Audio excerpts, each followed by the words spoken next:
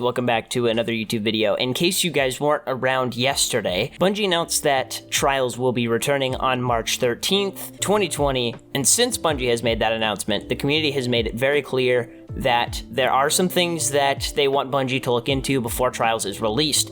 Here, I would like to catalog a few of those things. First thing we're going to take note of is the fact that in the dev insight yesterday that was released alongside the announcement of Trials, they announced that Trials would be light level enabled or power enabled. Essentially what this means is the higher the light level you are, the more damage you'll be doing to people who are of a lower light level than you, essentially making it Iron Banner-esque. Now, whether you agree with this or not, it sounds to me like Bungie is in fact going to at least try it on March 13th, which again is the first time they're going to be running Trials over that weekend, I assume is a weekend anyways. That's when they're going to try it, and right now there are people on Twitter saying they don't like it. I took a Twitter poll last night and it came back pretty 50-50, but a majority of what I'm hearing at least is people want Bungie to seriously look into this and consider not making it a light-based PvP pinnacle activity. The best argument I actually heard for Trials not being light level based actually came from Mtashed on Twitter today.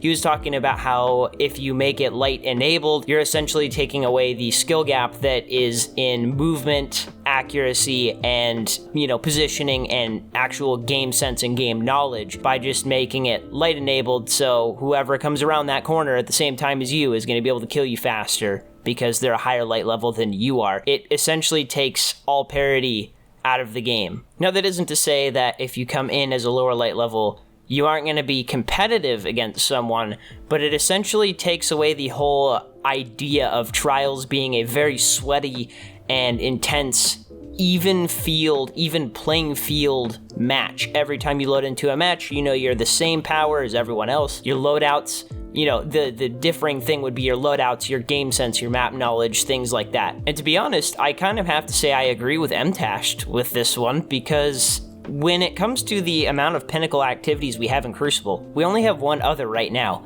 and it's also light enabled. And from what I've heard, and at least my personal feelings about Iron Banner, I don't necessarily care for it being light enabled. I find myself more or less just going and playing normal Crucible matches when Iron Banner's around, because I get so tired of playing against level 1000s when I only have 980 light. And I know you probably say, play more or get better, but still, it's just not as fun to me because it's not as even on both sides of the playing field. I'm not against Iron Banner being light enabled, by the way. I'm just saying it would be nice to have a pinnacle activity that is not light enabled. Now, the next thing I would like to talk about, I actually also saw over on Twitter and Reddit. People were talking about seasonal artifact mods, whether they should or shouldn't be enabled in Trials. And in my opinion, if they are going to make it light, based, if they're going to make power affect it, then honestly, you might as well just throw in the mods. There's no reason to take them out because the mods, modify Crucible enough anyways, it's not really going to make a difference. However, if you do disable light making a difference in your gameplay in Trials, they should consider removing the mods. Now, my personal sentiment is that if you are going to disable light making a difference in Trials, then you should also disable mods because they are going to modify the game and lessen the parity. To my knowledge and what I've played of Trials, the whole idea of Trials is that it is supposed to be even playing ground for both teams. The only thing that's different is your game sense, map knowledge, and your loadout. How well you can use them is up to you. It is pure gun skill, pure game skill, pure knowledge of the map, everything.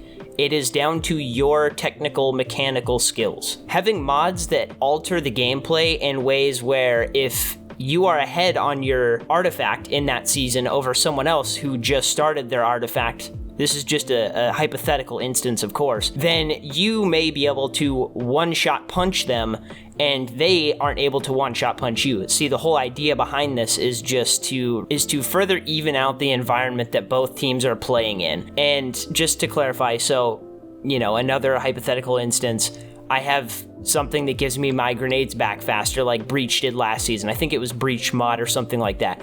Then you would be able to get your grenades back and use it on that player faster than he could with you because you have that mod before he got it. Now, making another transition, this is just a minor one, but if Bungie can in any way make sure that these servers are a little better connectivity-wise, this is again a little bit of a tangent. I was playing earlier today, capturing some footage for this video actually, and I got disconnected with Baboon. It hasn't happened as much as it did in early D2, but if there's any way they can mitigate that even further, honestly, just bless Bungie's team. They're amazing at what they do, and thank you for making the servers better, and if you can further make them better, that would be amazing for Trials. Now, lastly, I wanted to talk about hacking and exploits. So if you guys don't know, when Trials of the 9 came out, I think it was pretty close to vanilla Destiny 2 is when they released Trials of the 9. The reason it was actually taken away was because there was an infinite tether glitch for hunters.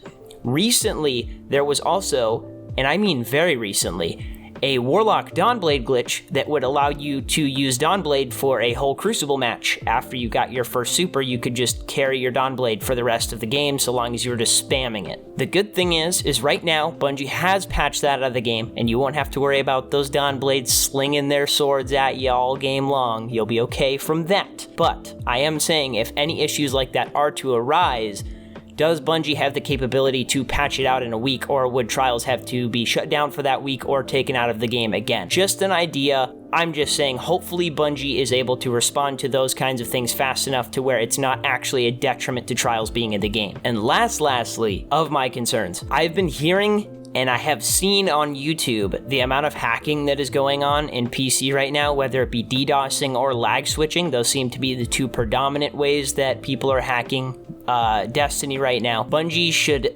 try as best as they can to take action against those players before Trials comes out. I know a couple of TWABs ago they were talking about how they were cracking down on accounts that were caught hacking, and they were responding to reports as fast as they could. But if hacking is not something that is taken out or at least mitigated greatly by the time Trials comes out, I can already tell you most players either won't play Trials or they will move over to console where hacking is a little less prevalent. I've actually heard of streamers talking about how they were going to play on PC, but hacking is currently so bad right now they are going to move to console to play instead of PC because of hacking. To end this video on a less somber note, I would like to say thank you to the Bungie dev team, by the way, for bringing back Trials. I do appreciate all that Bungie is doing for this game, especially considering they are now an indie game. I think a lot of people forget Bungie is technically an indie studio. They are publishing Destiny on their own, which a lot of people I think take for granted, and it does in fact slow down their process in releasing patches and updates.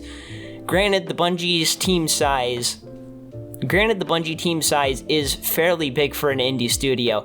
I do appreciate how fast they've been acting on things, and I appreciate the amount of patch notes we've been getting in the weekly TWABs and things like that, what they're modifying in the game, such and such. It means a lot to me, and I hope that the community can understand that duality of our situation as well. Anyways though, guys, that's going to be it for me today. I hope you guys did enjoy the video. If you did, leave a like or dislike on the video. Be sure to subscribe down below. Tell me in the comments whether you are excited for Trials to return. If you are, or if you aren't, tell me why or why not.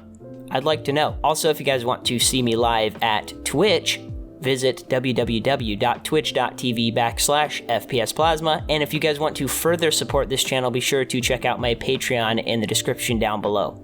That's it for me, guys. Thank you so much for watching this video, and I hope to see you in the next one.